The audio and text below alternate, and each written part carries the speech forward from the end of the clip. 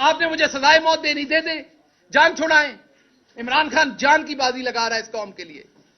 जो उसके साथ किसी भी तरह से खड़ा है, मैं उसके पांव की धूल के बराबर भी नहीं हूं। लेकिन आपने एक सवाल पूछा अपने आप से, गिरफ्तारियां तो बहुत हुई, पर्चे भी बहुत हुए, वैसी किस्म का जो मैं बयान नहीं कर सकता यहां आपको, वो तशद्दुद सिर्फ शहबाज गिल पे, आवाज बंद सिर्फ शहबाज गिल की, 16 दिन घर वालों से, दोस्तों से, किसी से मिलने ना दिया गया, वो सिर्फ शहबाज गिल को। अदालतों में ट्रायल चल रहे, तेजी से यहां 3-3 साल फर्दे जुर्म आयद नहीं हुई। मेरे पे 2 महीने के अंदर फर्दे जुर्म आयद करनी, जिसमें सजाए मौत है, जिसमें उम्र कैद है। क्यों? क्योंकि मैं उस इस्माइल गिल का पोतरा हूं जो लोअर मिडिल क्लास से था, अनपढ़ था, वहां से उठ के यहां आ गया था। उसकी यह गलती थी। हिंदुस्तान के अंदर यही 124A जो दफा है, इसके ऊपर लोगों के ऊपर मुकदमात किए गए और सबसे ज्यादा मुसलमानों को गद्दारी के जुर्म में जेलों में डाला गया। हिंदुस्तान की सुप्रीम कोर्ट ने आखिर तंग आके इस कानून को अंग्रेजों का काला कानून कह के बंद कर दिया। आज हिंदुस्तान के अंदर किसी के ऊपर इस दफा के ऊपर पर्चे नहीं हो सकते, और मेरे ऊपर 2 दर्जन गद्दारी के पर्चे दे दिए। मैं कहां से गद्दार हूं? मेरा बाप कहां से गद्दार है? मेरा दादा कहां से गद्दार है? हम अपना सब कुछ छोड़ के इस मुल्क में 2 दफा हिजरत की हमने।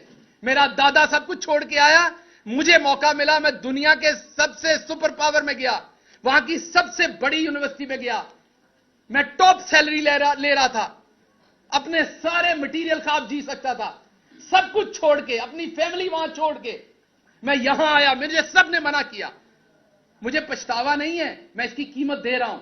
लेकिन आपको बता रहा हूं, ओवरसीज पाकिस्तानियों को बता रहा हूं, आपको यह बुखार नहीं होना चाहिए। मैंने आज रांझा साहब को बताया, इनको भी बड़ी चुल है यहां सियासत करने की। मैंने कहा आपको यह बुखार नहीं होना चाहिए, चुप करके वहां अपना काम करें, पाकिस्तान की मदद करनी, वहां से पैसे भेजें बस।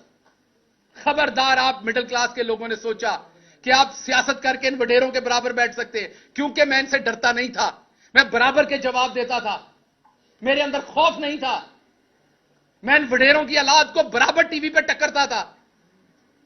मुझे तब भी धमकियां दी जाती थी। मैं वाहिद हूं पीटीआई में जिसने पीटीआई की हुकूमत में आप सबके सामने हाईकोर्ट में केस भुगते, मुंह पे स्याही डलवाई, अंडे खाए, जूते मारे गए मुझे।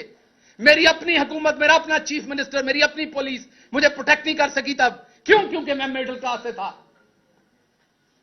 यहां आप किसी और की हुकूमत में किसी शहजादे को हाथ लगा के देखें, ऐसी की तैसी आपकी। गरीब को तो ऐसे उठाते हैं, गरीब को तो ऐसे उठाते हैं, मिडिल क्लास के बंदे को तो ऐसे उठाते हैं जैसे उसका कोई हक ही नहीं है। एफआईआर देते हैं, मैं देखता हूं उसमें जो दफात लगी हुई हैं, इतनी तो जमातें नहीं मैंने पढ़ी सारी जिंदगी में जितनी आपने दफात लगा दी मेरे ऊपर,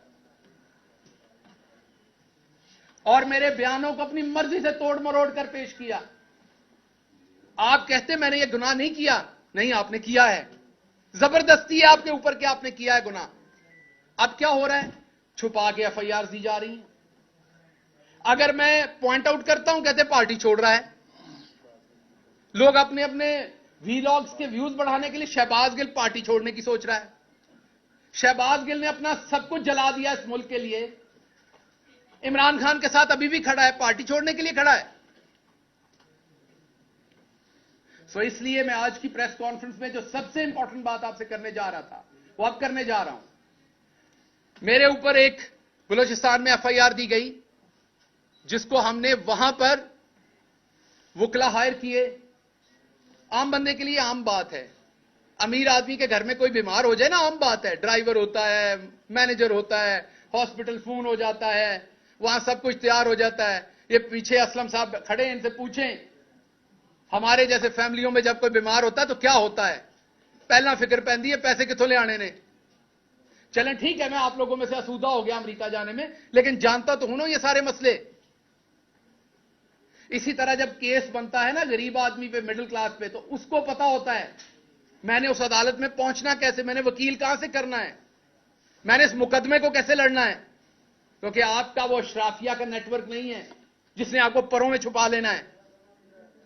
बलूचिस्तान में केस हुआ, बलूचिस्तान की हाई कोर्ट में गए, बलूचिस्तान के जज साहब ऑर्डर कर रहे हैं कि अगर कोई और एफआईआर है शहबाज गिल पे तो वो ले आओ।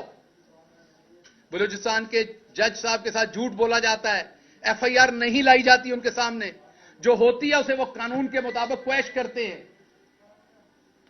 और एक एफआईआर करके छुपा के रखी जाती है ताकि जब इस्लामाबाद में कोर्ट की तारीख भुगतने जाए इसको फिर दबोच लो, क्योंकि इस्माइल गिल का पोतरा है ना, ये कौन सा किसी नवाब का पोतरा है, दबोच लो दोबारा।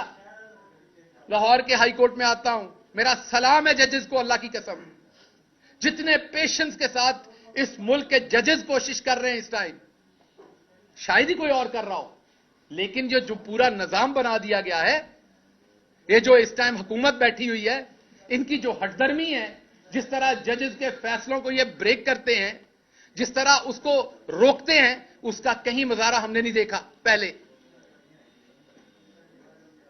6 के करीब हेयरिंग्स हुई, हर दफा जज साहब ने कहा लाएं कौन सी एफआईआर है, झूठ बोले गए, नहीं बताया गया।